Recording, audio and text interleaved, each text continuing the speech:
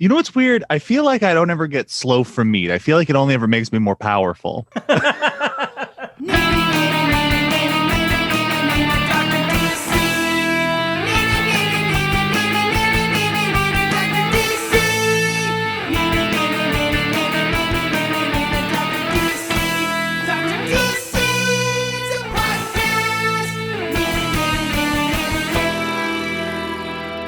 Happy DocMas residents, and welcome to the Dr. DC podcast. My name is producer Richard, and next to me is the doctor himself. Hello. And for this episode, like every year prior, we will be releasing a single episode every single day for the 12 days leading up to Christmas. And today, we are joined by past and future guest, comedian, writer, podcaster, of course, my life mate. Friend, Yes. lover. Yeah, maybe more.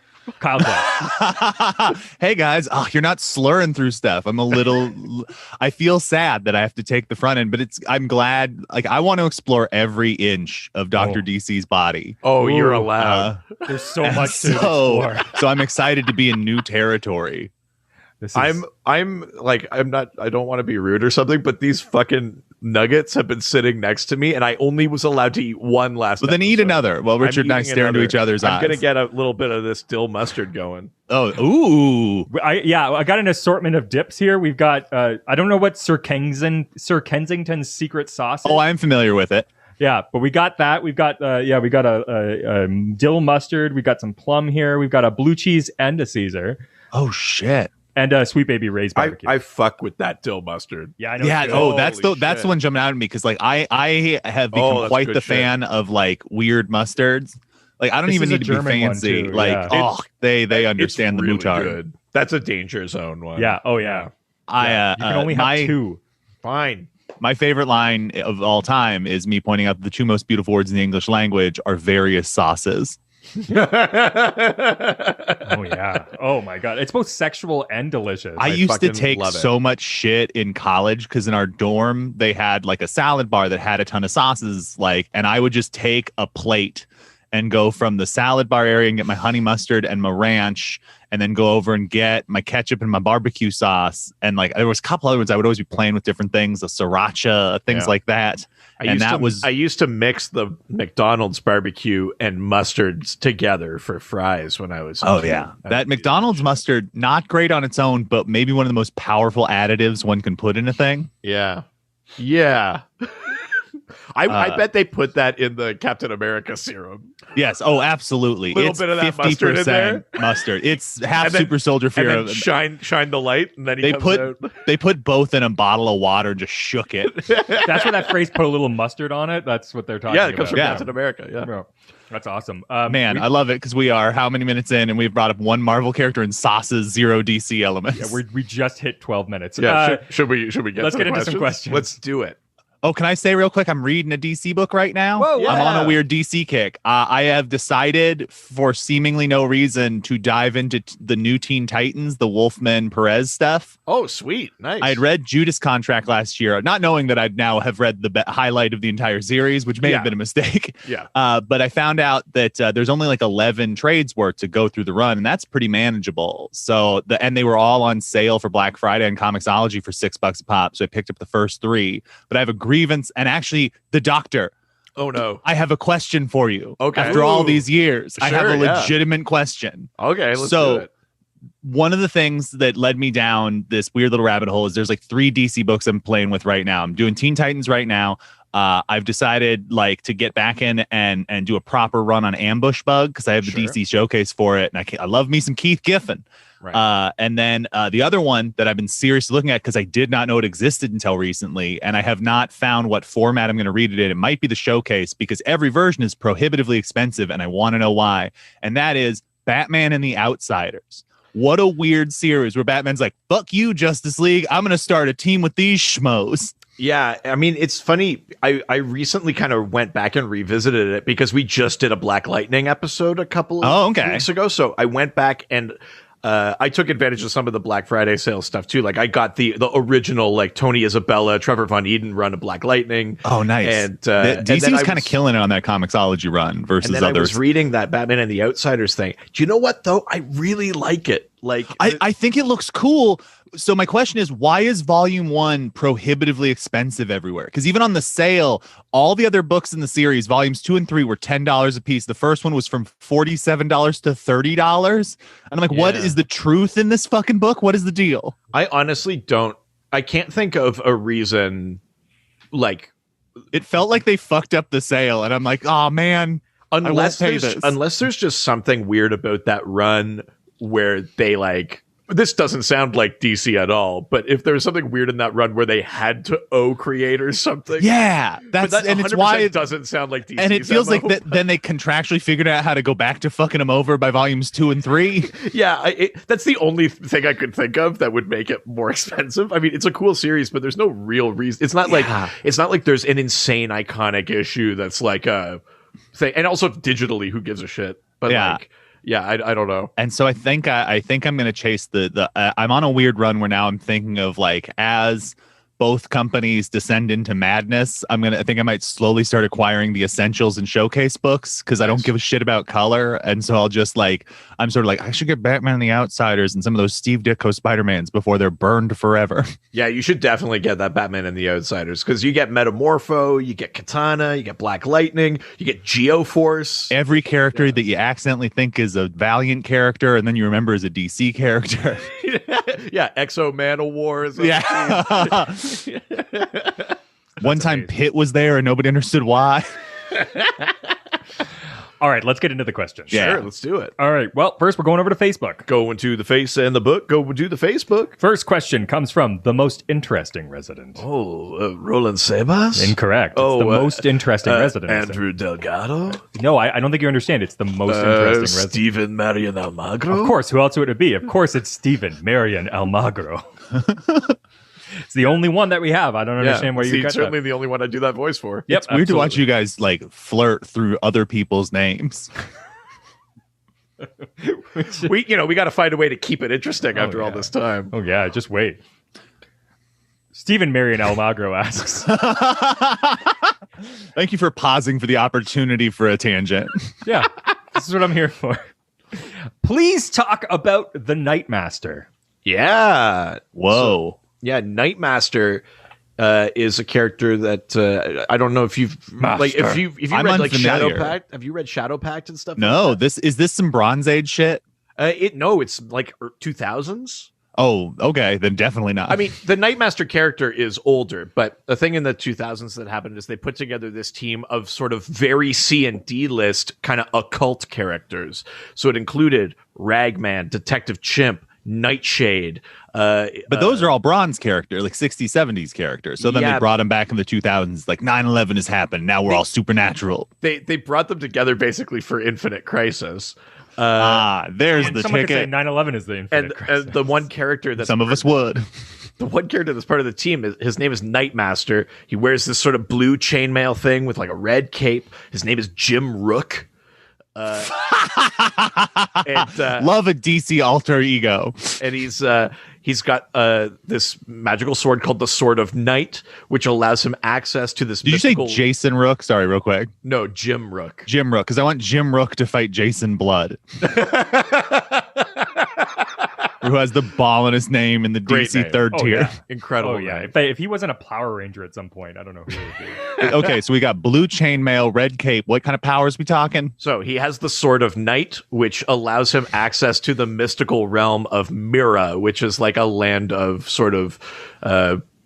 it's just like a magic realm, basically. I'm going to ask a bold question real quick. Has a knight-based character with a K ever been a successful superhero personality?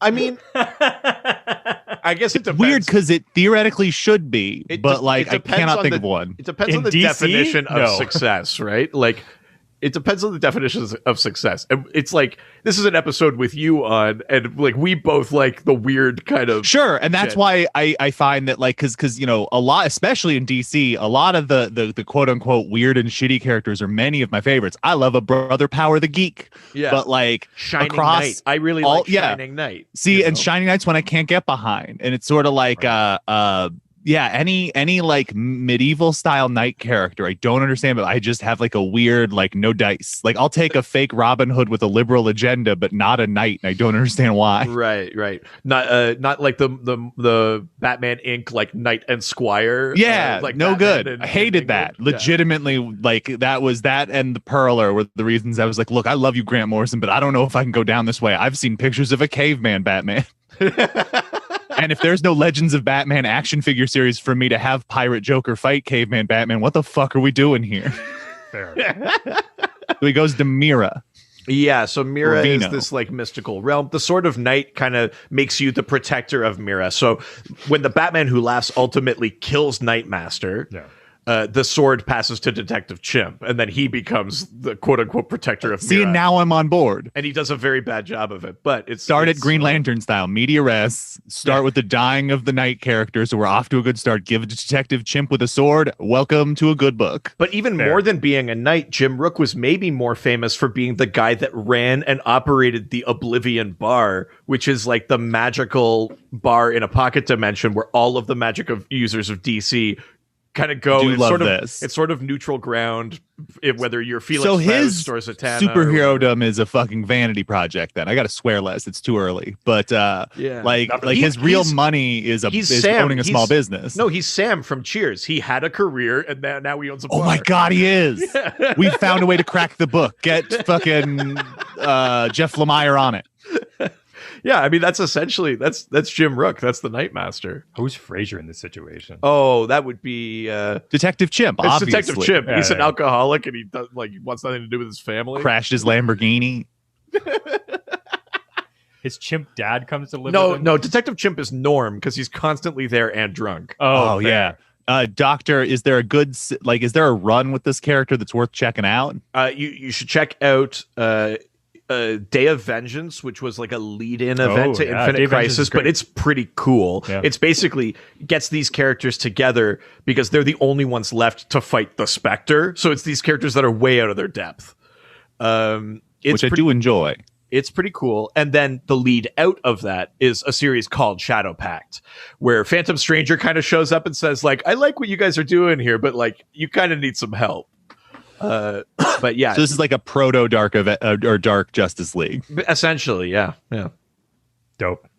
All right, let's leave Facebook and head on over to Twitter. Twitter. That's right. And first question, and the only question from Twitter, is from Brandon M. Flick, who asks, "Hey, bud." Yeah. Oh yeah, but I mean, this is just going to be a fucking dearest friends. This is a who's who of This Is Rad listeners. Brandon asks, "I've been reading New Gods and other than Jack Kirby DC stuff, and this might be a simple question, but I have never found clarification on this. Did Kirby also color his DC stuff?" Oh, fuck. That's a good question. I think he might have, because I think like the deal was like you get total artistic control, but that was DC actually having him whitewash the fence and just doing all the work. Yeah. DC being a cruel Tom Sawyer in this scenario. Yeah. Yeah, I mean, it wouldn't surprise me if he did. I mean, New Gods is really just like a Kirby got his own little corner in the DC office and no one talked to him or bothered him, and once in a while a book would go out to print. It's also during his like fine art period, because most of his fine art stuff is based off of all the New Gods designs, and he's doing paintings on those. So I imagine he might have been using some of that mid-era New God stuff as like color tests for paintings. Yeah, without looking at the actual like wiki for different issues of New Gods, it's just a guess. But I think it's a reasonable guess that Kirby probably did at least some of his own colors. Maybe not every issue, but he's not doing his inks on those, I believe, though. Right? Or is he? I don't think so, because I feel like he always liked having a finisher. Oh yeah, yeah. But his finisher was the People's Elbow, or he tore the editor's spine out. Yeah, this is that sweet fourth world music. God damn, you're gonna get it now. Stop doing that. Fuck. Kirby does not sound like Winnie the Pooh. I got my comics in a. He's doing Elmer Fudd. Oh no, not in my mother box. Yeah, I recently went with one of my dear friends, Jay Gonzo, and we went and paid respects at Jack Kirby's grave. That's right. Wow! It is located about a half an hour from where I'm at. And I had no idea, and so we went down and sat with Jack for a while and his wife, and it was very nice. A random Kirby New Gods issue I just picked up credits him as the writer and the penciler and the editor, but no one is credited as the colorist. They didn't see color. They have Vince Colletta is the inker. Letters were John Costanza. I assume that means Kirby also colored it. It's got to be. Yeah. Interesting fact about Kirby's grave: it's just constantly a fresh bucket of pee is all over it every single time. Kirby's grave is smaller than and behind Stan Lee's. Yeah. Well, there's first of all, that's cruel and accurate, but I just like to imagine, there's a guy in a Marvel windbreaker who's just like jumping urine on it, going, "Never forget." Yeah, exactly. This is what you get for being responsible for all of our success, asshole. And Ditko's grave is under a bridge. Yeah, but Ditko's grave just says, "Here lies a man who worked very hard. Please go read Mr. A." Yeah. That's really funny.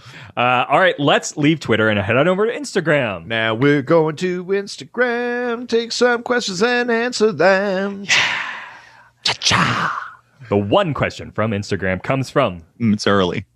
The real Josh Gill. Gill. Oh, please stand up. Oh. God damn it. Gotcha. The question from Josh is, what 3 to 4 characters would you like to see form a new team in a new series written by Gail Simone? Oh shit. Who would the ultimate villain be? Oh, goddamn! Gail Simone writing, it's a real game changer, because then it's like, oh, I have a tone that I can work towards. Yeah.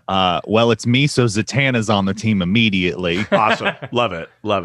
And you know what? Fuck it. I'm gonna throw Black Canary on too, so I can just get some of my shit out of the way. Yes, I love this team already. I almost feel like I want like a plot-based character who has to work with him, but he's not like quote unquote on the team, but he's on the team. Sort of a Hulk situation. I'm gonna throw an Etrian the Demon. Sure. Okay. I like that. And then I feel like we need a good wild card for this team. Ooh. I feel like you got a good wild card like Constantine. I feel like Constantine's going to be too in the pocket, and he's going to be flirting with Zatanna the whole time, and she's too busy leading this team to deal with his bullshit. Yeah. Maybe wild card like a Blue Devil. Okay, see, there we go. Like that's what I'm talking about. It's like somebody, we need like a good, like let's pretend that us and Gail Simone are P.T. Anderson. Let's do a good reclamation project on like the fourth character. Who's our Burt Reynolds? Who do you think this team like comes together against? Because we sort of have 3 magic-y characters. Oh, yeah. And then also Black Canary, who, for a while in continuity, like, owed her powers to the effect of a wizard affecting her mother. So you could make the magic connection for all of them. I almost feel like then you got to go with somebody who's like the most atheistic villain they could be dealing with. Oh, that isn't like a Lex Luthor. Ooh. Someone like a Dr. Savannah, like someone like rooted in science. Or a Maxwell Lord Maxwell Lord would be good. That's kind of like that. Or like the other one I thought is like you could go like thread the needle and do like Arcane. But that's fuck me. And you like for some reason Swamp Thing isn't around. Yeah. Oh shit. I love Arcane. Arcane's like one of my favorite villains of all time. Wait. Hear me out. Okay. Swamp Thing is in either Zatanna or Black Canary or the whole team's heads because he gets exploded. Jason Goes to Hell style in the opening of the miniseries. Right. And so he's got to stop them, have them come together separately to stop both Maxwell Lord and Arcane. We'll split the difference. Oh, they're both up to no good men in business suits. I mean, this lineup is insane in so many ways. The first 2 characters that you named to be on the team were like 2 of the top characters on the "Will My Wife Please Cosplay" list. Mine's true, but it's with Etrian. Yeah. Not Jason Blood. Nope. I just wanted to have a scary face and a cape. I like that. That's a crazy team. Yeah, Gail, that's you might be want. Listening. Gail, well, are you listening? Also, like she'd write a badass version of that because that's good. Like that, you got some characters like that she can bounce funny lines off each other. Like you can play Etrian as like a funny grump. Yeah, Yeah, I mean, Blue Devil is sort of like the guy who's like lost his glory days, but Zatanna is like the opposite version where she has a like successful professional. Oh, that's even. Oh, you even got a good dynamic going, because the other thing with the Blue Devil is you can kind of play him the same way she played Taskmaster in her Deadpool run, where it's like, you people don't know what's cool about me, so I can kind of tell you anything. Yeah, exactly. Fuck. What do you got? Oh shit! I have to come up with one. Yeah, why not? Oh, I was just piggybacking. This was a collaboration. Oh, okay, fair. All right. I was just piggybacking because I'm not going to top that. No, that's true. Top that. Yeah. No, that is that what you say to Gil? Yeah. I said top this. Oh, okay. Yeah. Come on. All right. Let's move on then. And we're leaving Instagram and heading on over to Reddit, where everyone's nice and no one's ever mean. Not to us. We're super nice to us. It's great. Reddit's great. You should be on there. We're going on over to 4chan. Yeah, where everyone's mean and doesn't want. No one's nice. We're going on over to QAnon, to the dark web, where I wholly support their beliefs. I just like the idea that they will only ask infinite crisis questions. That's amazing. Well, if that's true, what about this? Like, you misunderstand. It's all true and it's all not true. That book is carbon neutral. All right. True. Our last question from Reddit, from Big Daddy Reaper, who asks, given that Superman is faster, smarter, and stronger than humans, what trade, profession, or job would he be bad at? What would he be bad at? Ooh. Honestly, reporter. Like, can we imagine Superman writing like a listicle? I mean, he's got bad time management, and he only gets the scoop because he's also Superman. So if you took that out of there, like, he's always missing deadlines as a reporter. He's too meek as Clark Kent to like get to the root of the story. Yeah. There's no all the president's men are in Superman for a reason. That's true. I think he'd be really bad as like a factory worker, just from like a union perspective. Yeah. Oh, dude, he's the ultimate scab. Yeah. He's doing too many people's jobs. Yeah. He's working overtime. Yeah. He's being smarter, faster, and stronger than everybody else. Yeah. Clark Kent, union buster. I mean, he was objectively bad at whatever, like clam fishing or whatever they were doing in Man of Steel. That's no, I'm not going to finish that joke. I was like, do it. I could feel Richard get too excited, and I was like, no. I was like, clam fishing? Where could you go with that, Kyle? Professional comedian Kyle. That made it in my brain. I enjoyed the joke. I kind of made up what you would say, so that was good. You have a rapport. Subscribe like to our Patreon for the version of this episode where Kyle says the joke. Oh, yeah. I just sing the song Clam Bake from Elvis. That's funny. Reporter is very funny. That's really good. Well, we're at the end of our question block, but that doesn't mean that we're done, because we got 8 minutes left. It's time to play everyone's favorite game. Can you guess the name of the character based on how someone who does not read comic books can describe that character to us? I love this game. Yeah, this is a fun one. So if you don't know the game, I send a photo of a DC character to my wife who neither cares for nor reads comic books. It's wild. This is like a regular episode of the show. Like, I'm used to the version where you're just like, you guys got any food? Our question from Reddit: who's wearing panties?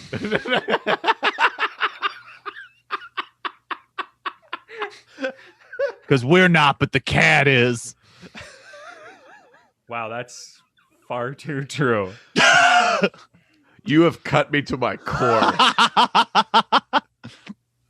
Okay. All right. So you can guess as many times as you want. You can wait for the next clue or guess on every clue. I go wrong and strong. You can also switch out any of the clues for the secret clue, which is my wife decides she's going to come up with her own version of what she thinks the character's name is, not knowing anything about them. So you can always switch one out, one of the clues, for just getting the name that she's created. Okay. First clue. These giant pecs will hit you in the face before their fists do. Is it Liefeld's Captain America? I know it's weird not that we put that Prime. in here. Sorry, what did you say? I said I know it's not Prime from Ultra Force. No. Okay.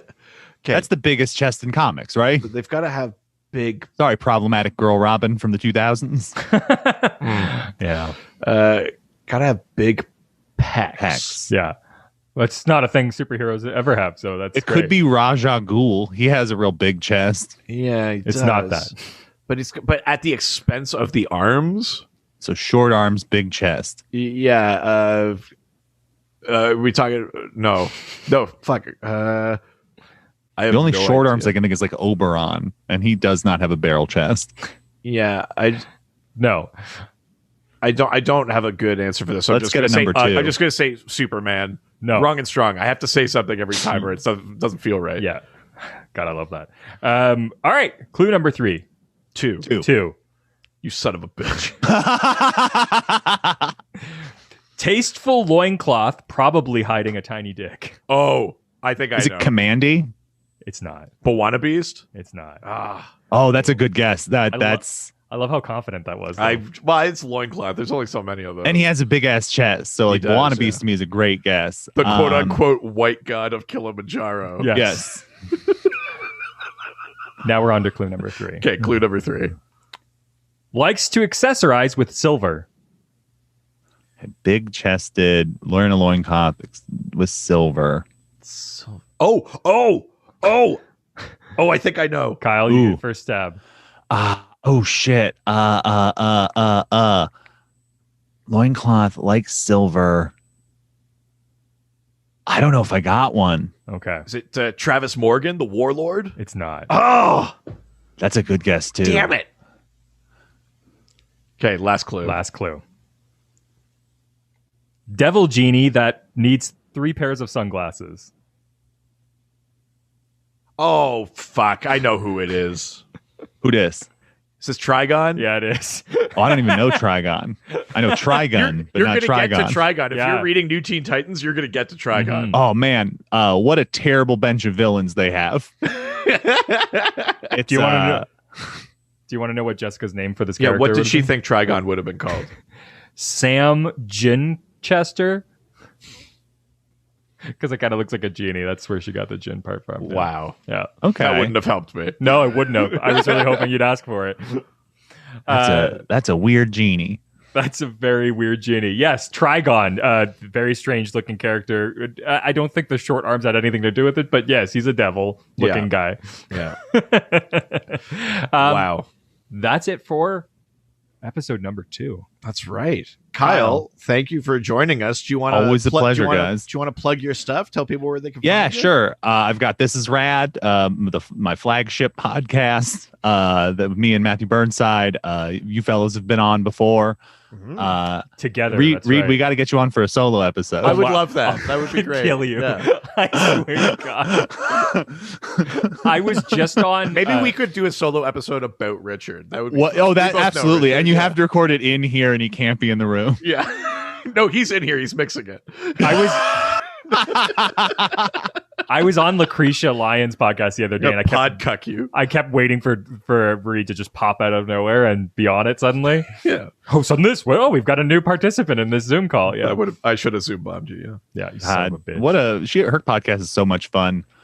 Well, and I was on her soap opera podcast. Oh, nice. Yeah, to talk about Supernatural and 90s General Hospital. I believe she's the Supernatural episode of our show. Yes, that's where the famous line, "You're either a Dean girl or a lesbian," came from, which is my favorite thing I've ever heard. My girlfriend thinks about that line a lot. It's the greatest line ever. Reed, are you aware that my girlfriend and Richard got into a text fight because of Supernatural? Oh, really? Yeah. I did not find out about until afterwards, and then asked both of them about it, and both of them still had access to Grind. What did she say? Am I going to be pissed? No, you'll probably enjoy it. She said that I'm totally a Sam girl. Yeah, of course you fucking are. No, that's how dare you? You couldn't handle Dean's roguish ways. But yeah, I have everything or This Is Rad. I have a horror podcast with Jen Saunderson, who's a very funny comedian named, then the show's called Everything is Scary. And during Q, it's evolved into a movie book club where we announce the movie. We're we're gonna watch, and then the next week we talk about it in and amongst a lot of other stuff, but we get into it. You can really tell how invested I was in the movie by how many things I have to say about that versus just general things in the world.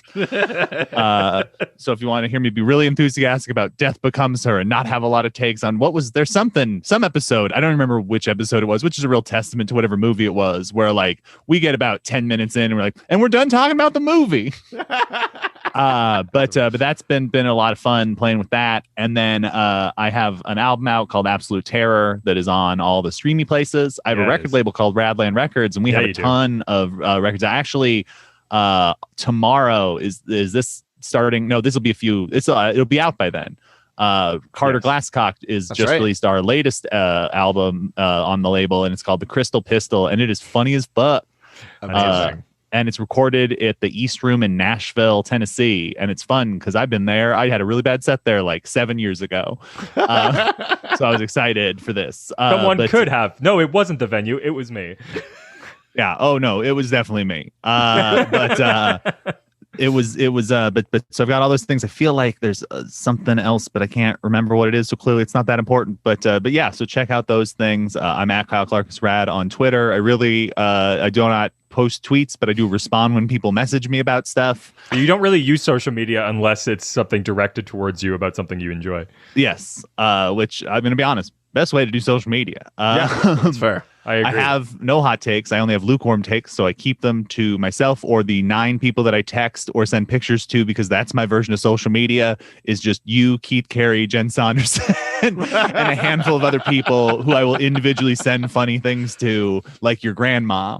Yeah, I mean, I do it back to you, so it works perfectly. Yeah. Oh no, you've really engaged with it in a way that, like you and Andy Owancio, a comedian out of Seattle, they're 2 people in my life who've really embraced my version of social media and send shit back as well, and it's really appreciated. That post memes, only there. 2 of my dear friends have embraced my terrible way to operate on the internet. That's fantastic. But yeah, other than that, I have been just excited to be on here because I've been on a real DC kick, and so I came in with legitimate questions for maybe the first time ever. We're always happy to have you. Is there other before we roll out? Is there other DC showcases when I'm cruising eBay that I should be keeping an eye out for? Oh shit, I'm not up on like which ones are. They're because they're just kind of by series, or like, because they've got a lot of, like, I mean, the fact that like Batman and the Outsiders and Ambush Bug got showcases, they picked some weird ones. I keep playing with the Doom Patrol ones because I would go for the Doom Patrol ones because like that Drake run is, I really enjoy him, fascinating in its own way, right? I love his his early Deadman stuff. I got that trade back when it came out, and like he is like good Stan Lee. I think that Doom Patrol one would be worth it. Yeah. All right. Well, you can find us on all the social media platforms. We don't need to run through them, except we're on Facebook, Twitter, Instagram, email, and Reddit. We're running out of time, and we have to get into the next episode. Of course, call us on the Doc phone. Look at him producing. And go to our website. Give us 5-star reviews on iTunes. Subscribe to our Patreon. And we have another podcast called Ghostfacers, all about supernatural. Boom. I just came. Yeah, this was delight. It was nice to see you boys. Not slurry and destroyed, but at the same time, I'll call you after this is done. I have no doubt. Like there's just know my girlfriend has to leave by 9:00 Pacific time because of the curfew. So anytime after that, if you're still recording, I'm awake. Sounds good. Nice. All right, buddy. Thank you so much. Thank you guys, and have fun with your 12 days. We'll try. Thanks, Kyle. Bye. They always fight for what is right. Live with danger and adventure. They are men of might. This was a Brain Freeze podcast.